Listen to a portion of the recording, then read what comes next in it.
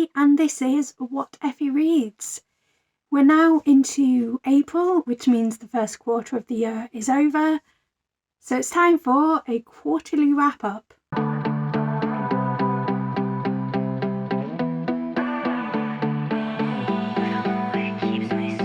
Pitch black hair, his eyes are green. Head's messed up, but heart so clean. So I thought I'd start this video off by giving you some stats from my reading for the first quarter of 2022, and then I am going to run through all of the books that I read. I'm probably going to run through them fairly quickly, so please do feel free to ask me for more thoughts about any of the books in the comments. I will be lurking around to answer your questions if you have any questions. And also, a number of these books will have featured in vlogs or are going to be featured in upcoming vlogs. So please subscribe if you want to know more thoughts as I'm reading them. But I guess let's get into the stats.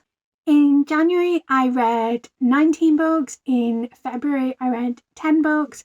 And in March, I read 23 books, meaning that in the first quarter of the year, I completed 52 books.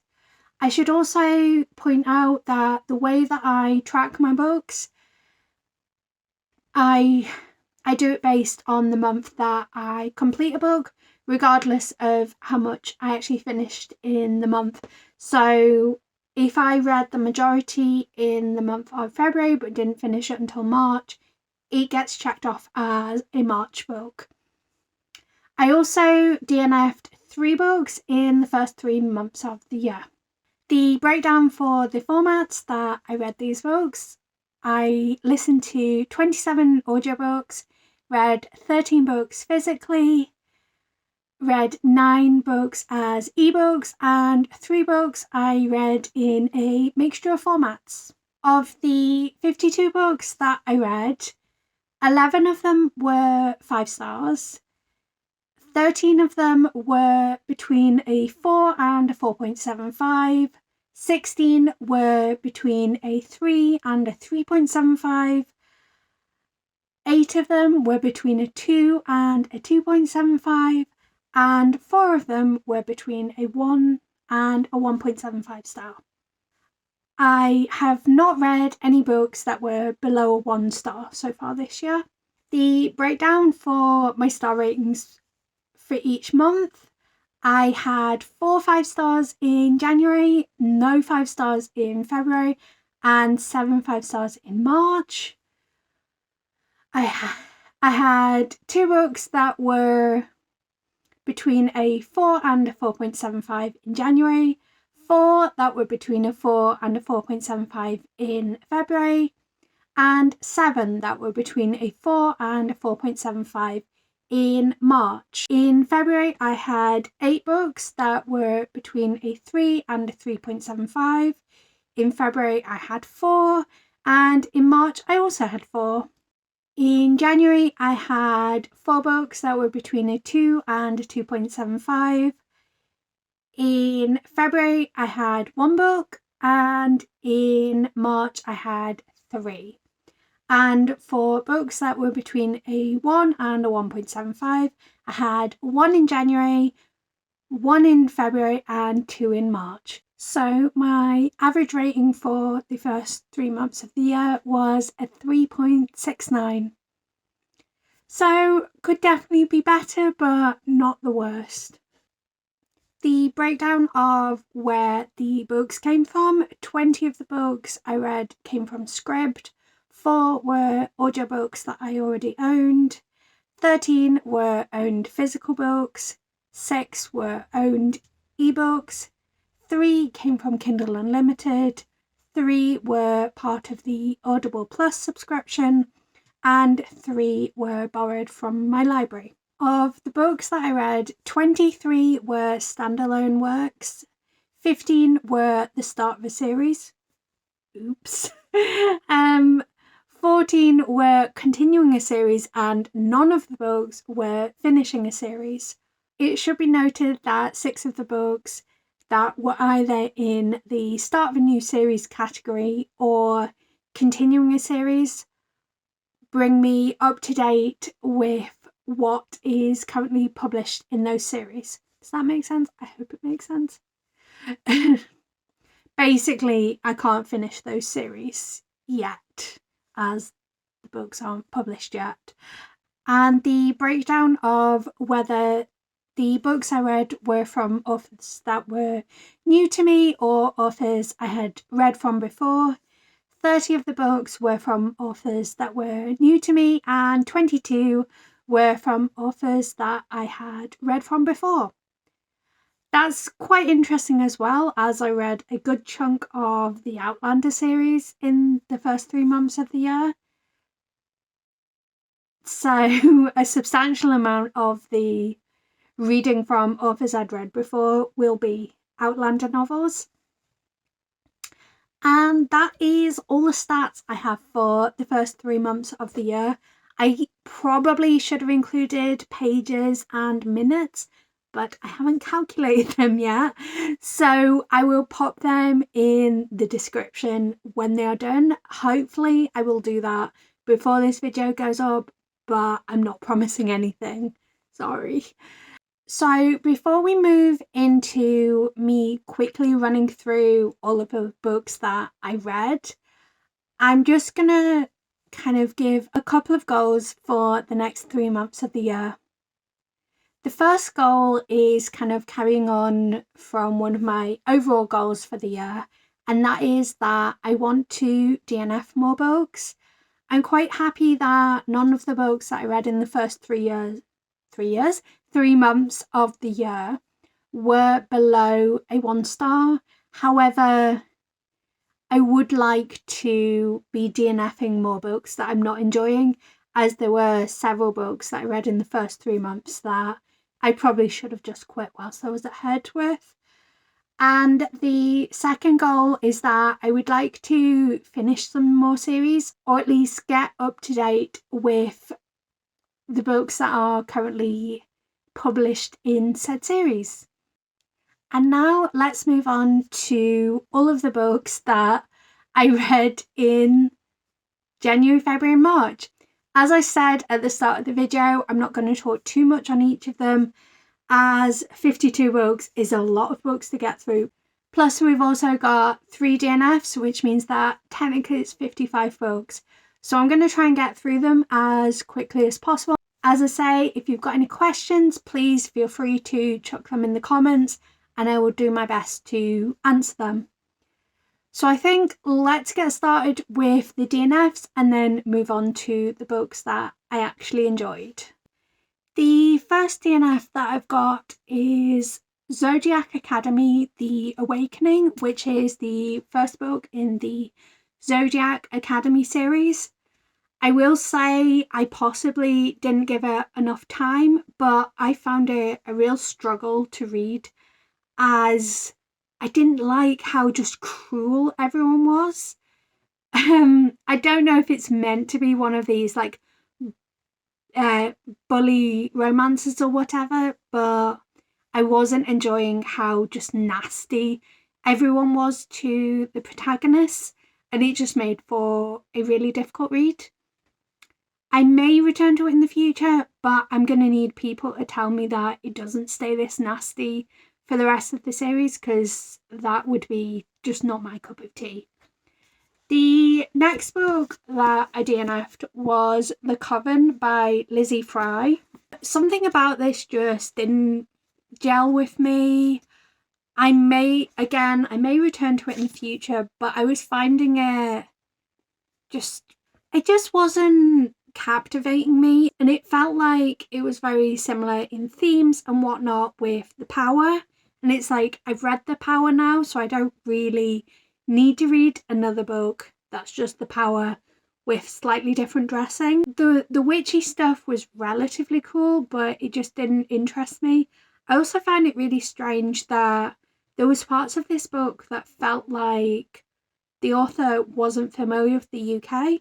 However, when I looked them up, they are actually a British writer, so I have no idea why they've got these random things. Maybe it's because it's meant to be slightly dystopian, so things would be a bit different, but it just didn't quite work for me. And the final thing is probably a really petty thing, but I really dislike when authors like literally write themselves into the book. This one had the author included like a made up news article that they'd written, and it was like written by this person, and I was like, cringe. So yeah, and the final DNF was the Nichan Smile by J Maas, and I will 100% be returning to this book. But I picked it up when I was in a bit of a slump, and I knew that if I pushed through, I wouldn't get the most enjoyment out of it. But I absolutely loved what I did read of Nichan Smile, and I'm very much looking forward to returning to it in the future. So let's go through all of the books that I read, and because I'm a little bit chaotic, they're going to be alphabetical by author's first name. So first up we have Tender as the Flesh by Augustina Bazterrica. This is a quite short book that I listened to as an audiobook, and it follows a world where animals have all contracted this deadly virus, so people have been forced to eat human meat. It is as dark as you would expect, and honestly, the going in with just knowing this book is about cannibalism makes for an incredible experience, and it has the best ending. I love the type of ending that it has. Absolutely adored it. But please do check out content warnings, because obviously it's got cannibalism, it's got racism, sexism, assault, animal abuse, a lot of major triggers in it, but absolutely fantastic book. Next up we have Lulu and Milagro's Search for Clarity by Angela Velez. This is a audiobook that I listened to on Scribd. I gave it a 4-star. I can't remember much about it. Oh dear. In this story, we have two sisters, Lulu and Milagro, who are on a school trip as part of their application for university process, and they're trying to figure out why their mother doesn't want them to go to these more prestigious universities, and they think it all has to do with their older sister. The next book I've got is Delilah Green Doesn't Care by Ashley Herring Blake. I absolutely love this book, absolutely obsessed. I gave it 5 stars. It gave me all the warm fuzzies, and I can't wait to read the sequel, Astrid Parker Can't Fail. So in this book, we're following Delilah Green, who has been contracted by her stepsister to photograph her stepsister's wedding in her small hometown. And while she's there, she decides to cause a bit of chaos and ends up kind of falling for her stepsister's friend, Claire. It's really cute, lots of fuzzy feelings, lots of chaos. And as I say, cannot wait for the sequel to come out later this year. The next book that I'm going to talk about is Fence by C.S. Pascat, Shannon Pei and Johanna the Mad. This was a graphic novel for Spoops' Queer Picture Book Club. I liked it. It was fine, but I wanted more from the story. I'm not sure if it was intended to be split the way it was, but I felt like the ending left me wanting. And I felt like the story had only just started when it ended. However, I did give it a 3.75, so maybe I wasn't as disappointed as I feel like in retrospect. Next up, we've got 56 Days by Catherine Ryan Howard. I picked this up as I saw Catherine Ryan Howard speak at Granite Noir in February, and just so fascinated to pick it up. The principle is basically around the idea that at the start of the COVID-19 pandemic, at least in Ireland, there was this idea of shack up or break up with relationships. So these two people that have only just started dating decide to shack up, and then we get sort of present day and 56 days ago when they just shack up. And in present day, a murder has happened. So throughout the book, you're kind of piecing together what's actually happened. You're finding out who's actually been murdered. And there's all these little secrets. And I really, really enjoyed it. It was very twisty-turny. It gave me, if you like Lucy Foley and the way that you're not sure exactly what's happened, you don't know who the victim is, don't know who the murderer is, I think this is the kind of book that you'll really enjoy. And I gave it a 4.5. The next book we've got is Little Fires by Celeste Ng. I wanted to love this book so much, and the start of it was absolutely brilliant. If you like those true crime, very dramatic TV shows like Kill Your Neighbour, I think that's what it's called. You know, these ones where they start out like best of friends and by the end of it, the whole family's dead. It gave me those kind of vibes, and then it just kind of petered out and wasn't that exciting. I will probably be checking out more from this author, but this book just didn't do what I'd hoped, and it was a 3.25. The next book is just a massive disappointment for me, and it is Witches Steeped in Gold by Shannon Smart. I really, really wanted to like this. It sounded amazing, and it was one of those that kind of was an anticipated release last year, and then I think a lot of people read it and were quite disappointed. For me, I don't know if it's because I don't know enough about kind of Caribbean folklore and magic systems, and that's where I struggled, but I found it very difficult to follow the magic systems, and I found it really difficult understanding the difference between the two different magic systems. There was an element as well of, there was a lot of, I'm going to say Caribbean words. I don't know enough about the patois to say if they are actually Caribbean words or if they've been made up for this story. But there was a lot of them included that weren't given enough context to pick up on what was actually happening. But overall, I had issues with the pacing, and like I say, I found it really difficult to discern between the two magic systems.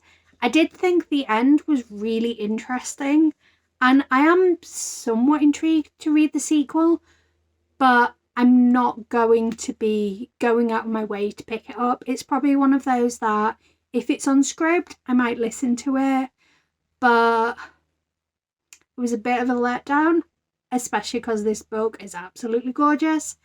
So I gave it a 1.75.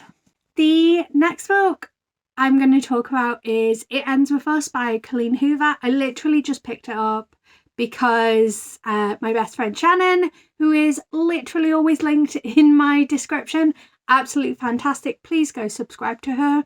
She puts out the most amazing content. She picked up this book and I was really intrigued, so I decided to pick it up as well. Absolutely adored it. Again, much like Tender as the Flesh, is a really heavy book, so please do look up content warnings before going into it. But incredible book. It would have been a 5-star, except they kept using the word panties in spicy scenes, and I was like, you are grown adults, please do not describe them as panties. Oof. And the next few books I'm going to talk about as just a group. So I started reading the Outlander series at the start of this year. At the point that I'm filming, I have just finished the 8th book. However, that was in April. So in the months of January to March, I read and these are completely out of order, so I'm sorry. But I read A Breath of Snow and Ashes, The Space Between, Dragonfly and Amber, Drums of Autumn, An Echo in the Bone, Outlander, Voyager, The Fiery Cross, Fugitive Green, and Virgins. And I've given them like a variety of ratings, but overall, I'm really, really enjoying this series. This follows a young woman called Claire who, whilst on a second honeymoon to Inverness with her husband, following the Second World War? Second World War, I think. Following the Second World War, ends up transported back in time to just before Culloden and meets a Highlander named Jamie Fraser, and they have this magic epic romance. And these books, they move on quite a lot from where you first meet them, so it's very difficult to talk about. But I just absolutely love the romance between Jamie and Claire. It's so captivating, and I'm really enjoying where the story's gone in the later books. However, it does become a much larger scope of story, and you're not just always following Jamie and Claire. And some of the perspectives I'm not that interested in. I'm not big on like battle scenes, and there's a lot of battle scenes as we progress further on to the books, but they're excellently narrated by Davina Porter, and I'm not looking forward to getting to the end of book 9 because I know that is all we've got in the Outlander books so far, and I've heard it ends on a cliffhanger, so I'm a bit terrified.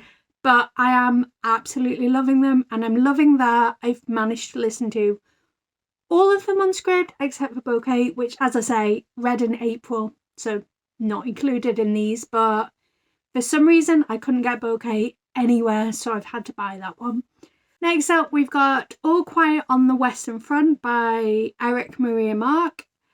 I didn't like this. I think it's meant to be a classic, but it was just really dull. I think it follows German soldiers. I'm not sure what you're meant to get out of this, but all I got was boredom. I finally listened to The Secret Garden by Frances Hodgson Burnett.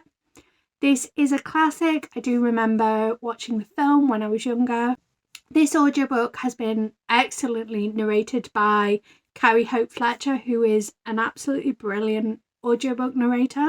But I did want to like this, but it's one of those books that most definitely has not aged well. It being a children's book does make it a little bit easier to follow and whatnot, but the racism that's present in this book makes it a very difficult read. At the other end of the spectrum, we have Butter Honey Pig Bread by Francesca Ecuasi. This book follows a set of twins who had very different lives, and it's just kind of the story of their lives. There is an element of the fantastical to the story, but overall it was just one of those where you just enjoy getting absorbed into their story. You also follow the mother, who is something to do with the spirit world, and you see kind of her heartbreak as she tries to come to terms with her life on Earth, but also the spirits calling her back to her previous life. I also loved that this book was unapologetically queer.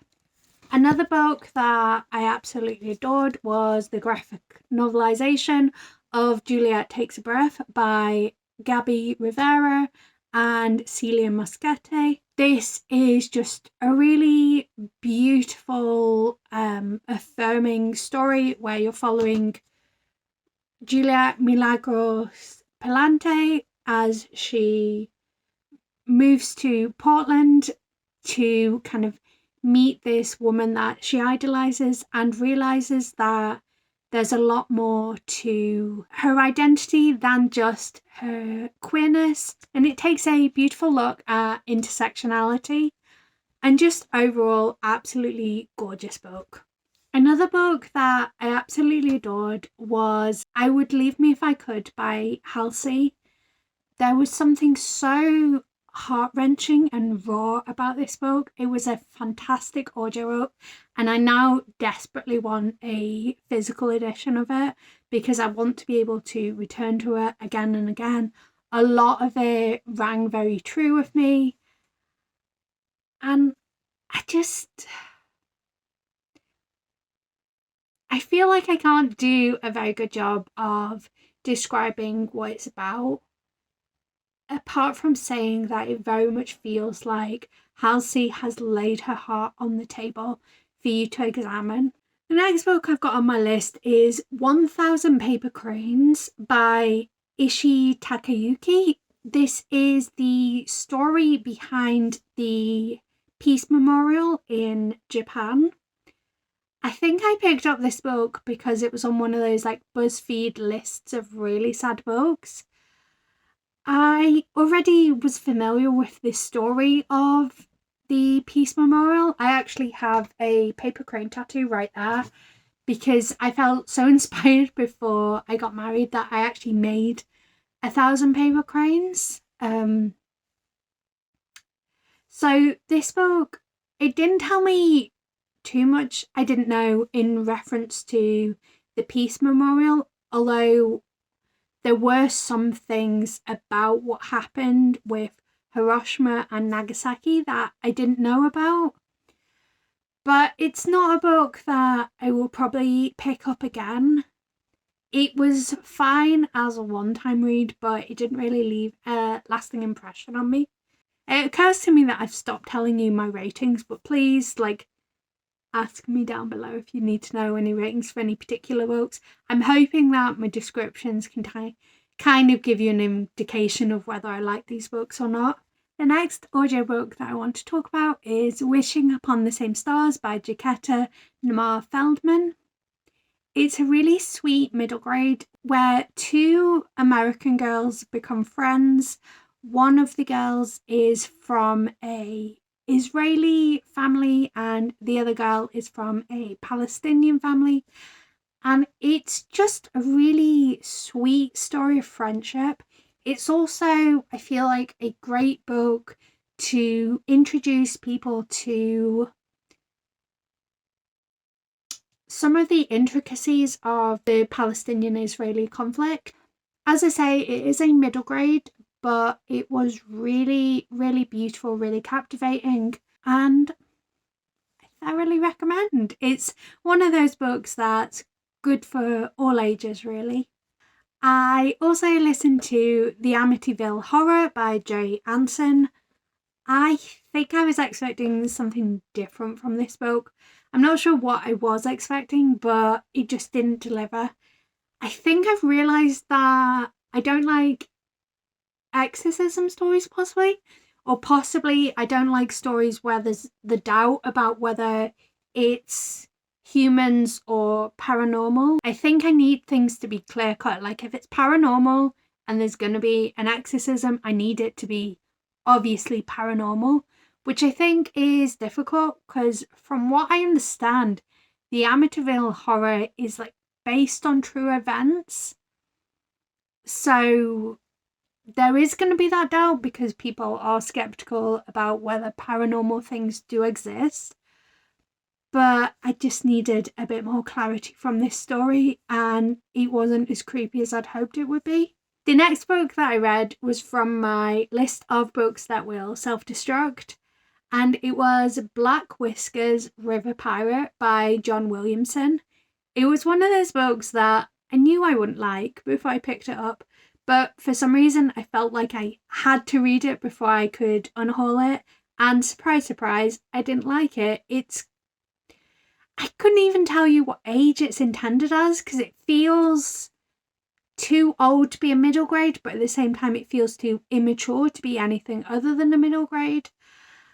I just did not enjoy it one bit. It's about some kind of animals. I think it's like a rat and a stoat or something. I don't know. Do not recommend. Just didn't do it for me. On the other side of the coin, I feel like I'm flipping between good books and bad books constantly. We have volume 1 of Hat Atelier by Kamome Shihara. I thought this was a really sweet, really cute manga. It tells the story of a young person, I can't remember if they're female or male, who meets a witch and manages to find out the secret to how they become a witch, and then they are whisked off to become a witch themselves. It was really sweet. The art is absolutely gorgeous, and I really need to continue this series because I did enjoy it an awful lot. And speaking of manga, I continued my read of the Battle Royale manga. This was volume 7, and it just continued to tell the story of the characters in Battle Royale. I love that in this manga you are getting more of the backstory from all of the characters. I can't really talk too much about what happened in this manga because obviously it is volume 7 and it would spoil the manga for people that haven't read it, but also it would spoil the original novel. However, what I will say is we get some more of Mamura's background in this book. He isn't my favourite character, but I do like that we are progressing on with the story, and I've just got another 8 volumes, I think, until I finish this series. The next set of books were Lucy Foley books. I read The Hunting Party, The Guest List, and The Invitation for a Lucy Foley reading vlog. So if you want to know my full thoughts about these books, please do check out my Lucy Foley video that I will link somewhere up above. But in brief, I feel like Lucy Foley's work improves with every book that she puts out. So I was very interested to read The Paris Apartment. And I do think that I prefer Foley's thrillers over her historical fiction, but I do still have a few of her historical fiction that I haven't read, so I think it'll be interesting to read some of her back catalogue perhaps in the future and see if I feel the same way about her other historical fiction as I did about The Invitation. Near the start of the year, I got very fascinated with the mystery of The Broken Blade. This is written by Melissa Blair, and it kind of like took over TikTok as they were trying to figure out who authored it. Like, people figured out quite quickly, but obviously Blair didn't announce themselves as the author until a couple of weeks after the book first came out. Oh wait, no, this was back in December, but I didn't finish it until January. And this tells the story of Kira, a halfling, who is also the king's assassin. And she goes on a quest and she's kind of working as a rebel as well as being the king's assassin. Rightly or wrongly, this book gave me a lot of Throne of Glass vibes, which is unfortunate because this is a book written by an Indigenous author and it's meant to deliver on all the things that we don't get from series like Throne of Glass. I'm very interested to see where the story goes next. I think I didn't feel like it was as twisty-turny as I would like, but I guess we'll see whenever book 2 comes out. The Girl from the Sea by Molly Knox Ostertag was the March Queer Picture Book Club pick, and I absolutely loved it. I love selkies in general, so this was very likely to be a hit for me, but because I love selkies, it also could have been a flop. Thankfully, I did enjoy it so much. I thought it was a really cute story. I loved the romance between these two girls, and maybe there'll be a sequel to it. I guess we'll see at some point in the future. But I loved the take on the Selkie story and the way that it's been revitalized and brought into present day. Another quite hard-hitting book that I read was In the Seeing Hands of Others by Nat Ogle. This follows a young nurse who is dealing with the aftermath of bringing a rape case to trial and not being believed, essentially. This book is told through mixed media format. So we get things like police reports, we get blog posts, we get text message exchanges, and it's really quite difficult at times to read this book, as it's a lot of things that you hear all the time. It's a lot of victim blaming. It's a lot of Karina not being believed. But ultimately, it is an incredible book, and it's clearly been very well researched and has had a heap of sensitivity readers. So, like I've said before with the hard-hitting books, please do be aware to check out content warnings. There's also an element of intersectionality, as Karina is Japanese, I think. And you do get racism, some fetishization of Karina, but also this is a book that is dealing with the aftermath of her being raped. And you also get some of the rapist's perspective, which sounds like something you wouldn't want in this book, but actually adds to the narrative as you see how unhinged and just disgusting he is as a person. Very, very good book, but very hard hitting at the same time. The next book is an audio book that I picked up because I needed a book to fit some prompts for a magical readathon round, and it was A Whisper of Death by Paul Barrett. Unfortunately, it didn't really do it for me. It follows a necromancer after his parents have died, and he then has to become take on the necromancy mantle. It felt like it could have had potential, but it just felt a bit icky.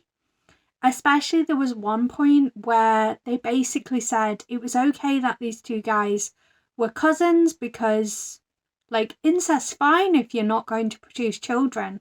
And it was like, it was horrible. Like, I don't know, it gave me the ick. Whilst I guess it's factually accurate, it's not socially acceptable.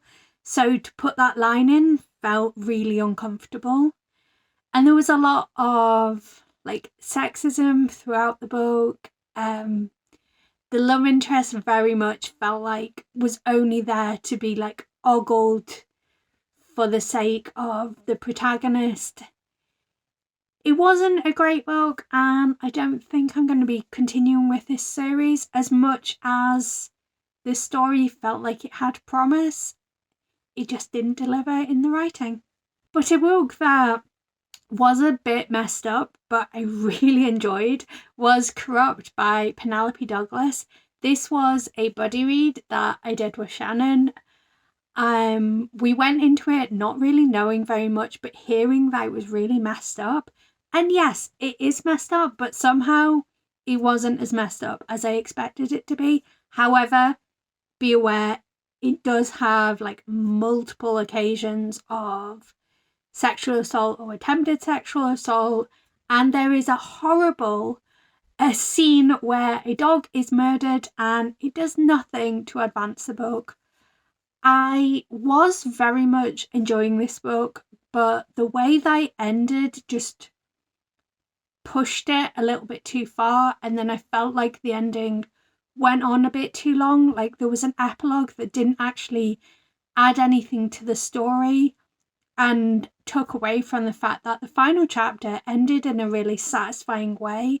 So I'm not quite sure why we had this epilogue tagged on to the end. But I definitely will be continuing the Devil's Night series, as I was very interested by everything that happened, and I'm intrigued to see where the characters' books go. And I'm definitely going to be picking up more Penelope Douglas in the future. I also listened to my first Peter Swanson. Peter Swanson is an author that I've heard a lot about when it comes to mysteries and thrillers, so I was very interested to check out some of their work. And I listened to Her Every Fear. And honestly, you can't pinpoint what I didn't quite like about it. However, it just didn't quite do it for me.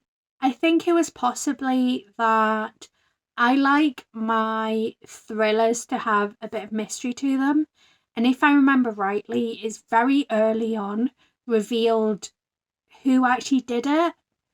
And then what's the point of the rest of the book? Well, obviously there is a point because there is more story to be told, but it did take away a lot of my enjoyment because I wasn't wondering who did it. We knew who'd done it, and then we were just like gearing up towards the end.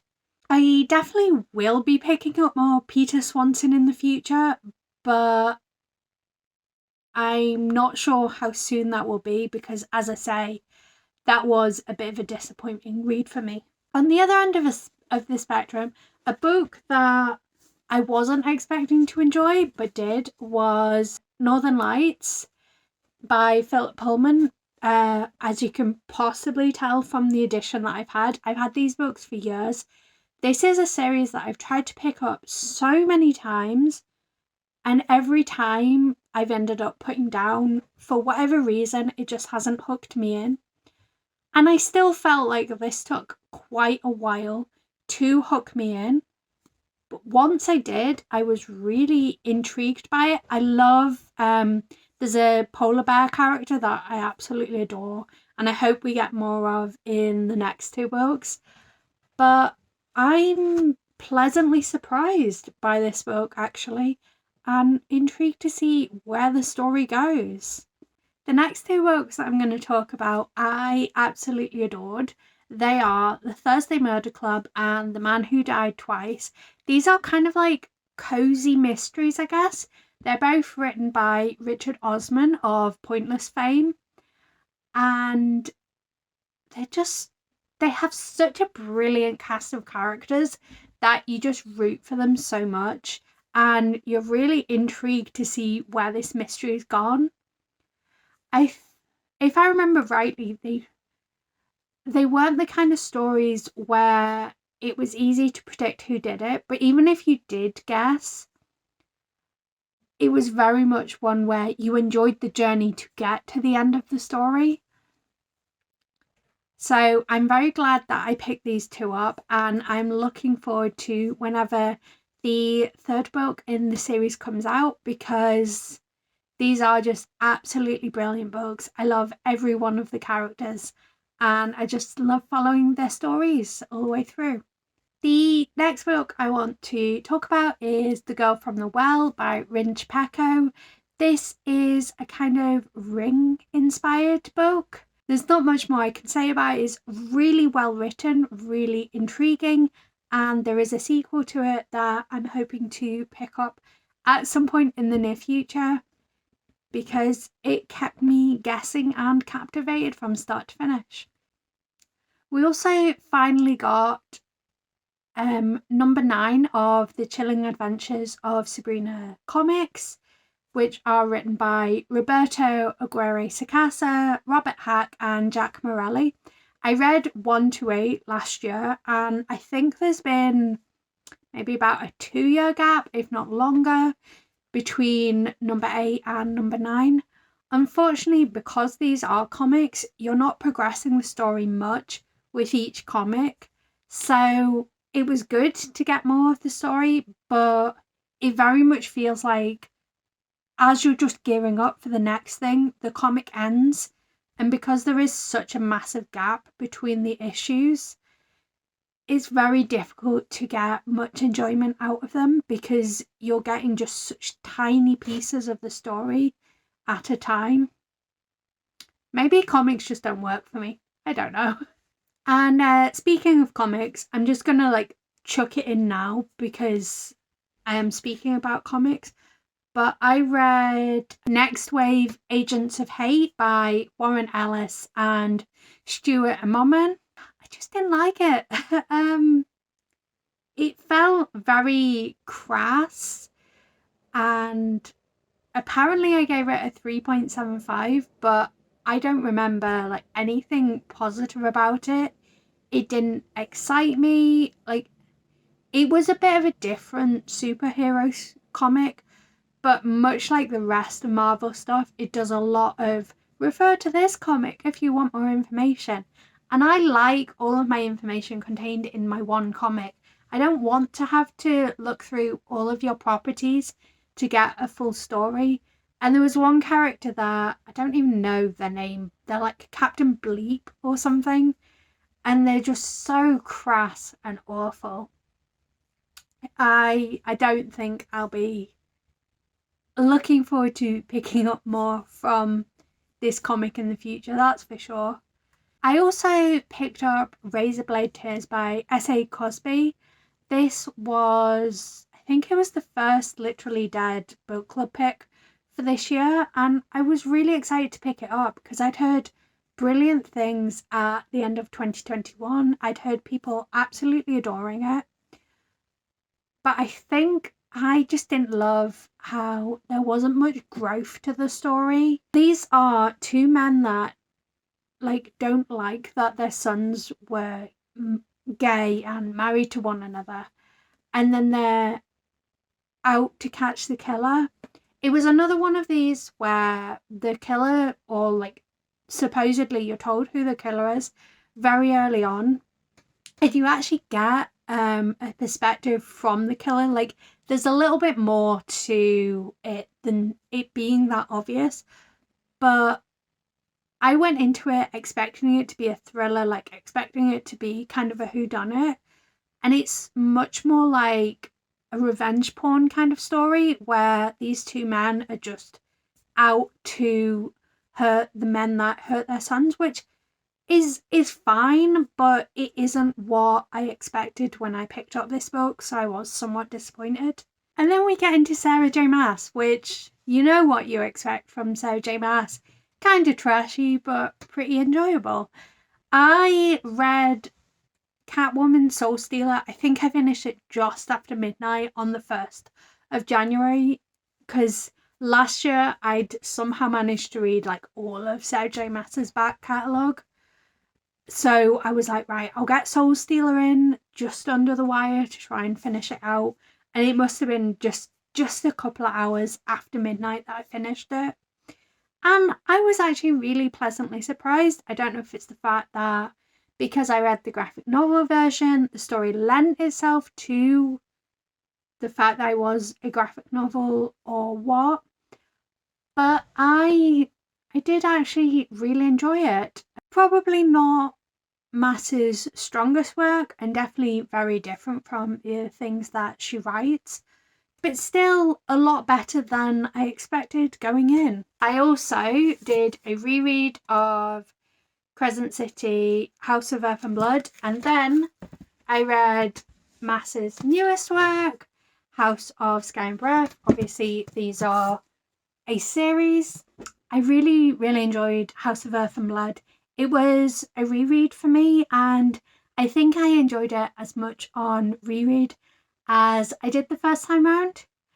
And I actually managed to finish it the day before House of Sky and Breath came out, so it was very fresh in my mind when I was reading Sky and Breath. And then Sky and Breath came out, and it just didn't quite live up to expectations. I think part of it is that House of Earth and Blood builds up the tension between these two characters. So you kind of expect to go into Sky and Breath with these characters established with a bit more spice. But it just didn't. It left you wanting again for long portions of the story. I also just overall found the story to be a lot slower than I would have liked. I do have a vlog where I read Sky and Breath in a day, so if you want like a bit more thoughts on it, then please feel free to check it out. Again, it will be linked somewhere. I always forget which way around. There, I think. But yeah, it wasn't quite what I'd hoped, but I'm very interested to see where this story goes next. I think Maas has said that the next book that's going to be released is going to be the third book in the Crescent City series. So hopefully that'll be coming out in 2 years, I think. And then the next 2 books that I'm going to talk about are from, I think we can safely say that this author is my favourite author now. We have Gallant and we have The Invisible Life of Addie LaRue, both by V. Schwab. I love these books so much for very different reasons. I also have dedicated videos to both of these. However, I think they won't be going up until next week. So please do subscribe if you want more thoughts on these. But The Invisible Life of Addie LaRue follows a character called Addie LaRue after she makes a Faustian bargain with a devil or a god that you shouldn't pray to after dark, that she will live forever. However, everyone she meets will forget her. Whereas Gallant follows a non-verbal orphan called Olivia Pryor, who sees ghouls, and the only piece of her family that she has is a journal that her mother wrote.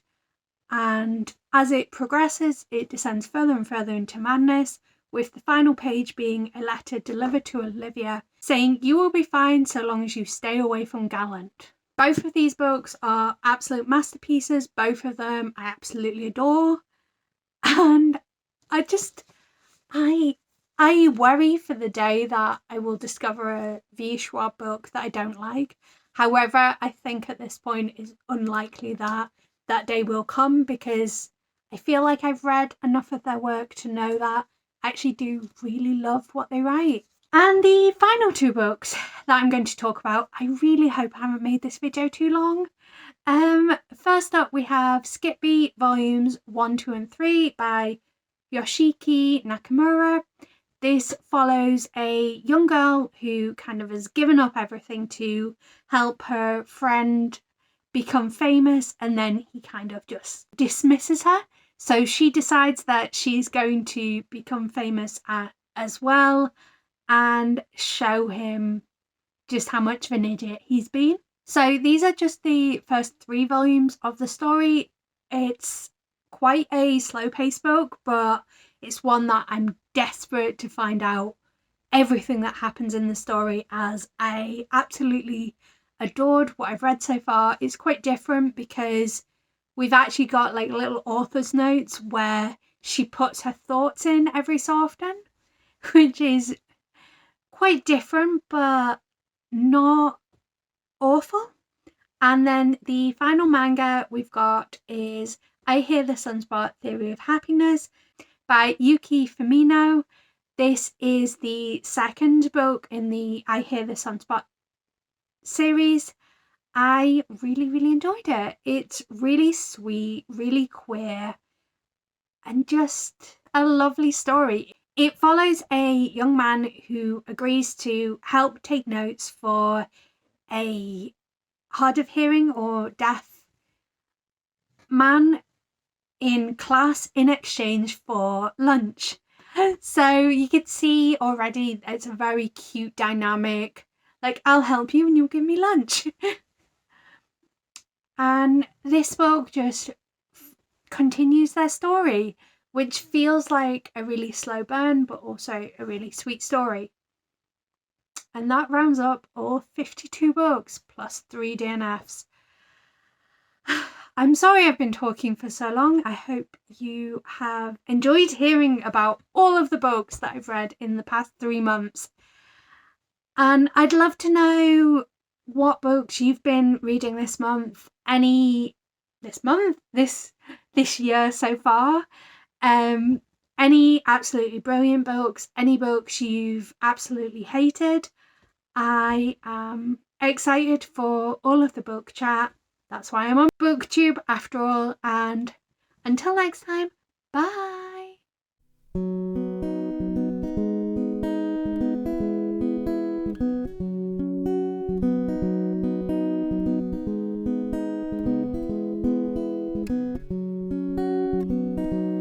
There's a place